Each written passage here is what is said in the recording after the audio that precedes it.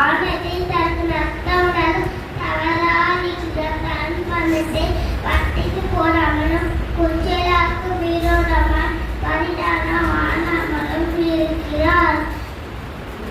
இப்படி செய்பவை என்னென்னு கண்டிக்கப்படவும் இல்லையாமே. பொதுவான நிறுவம் 2:17 அப்படியே விசுவாசம் கிரியைகள் இல்லாதிருந்தால் தண்ணீரை தானே செத்ததாயிருக்கும். ஒருவர் எனக்கு விசுவாசம் உண்டு, எனக்கு கிரியைகள் உண்டு. கிரியைகள் இல்லாமல் உன் விசுவாசத்தை எனக்கு காண்பி. நான் என் விசுவாசத்தை என் கிரியைகளினாலே உனக்கு காண்பிப்பேன்.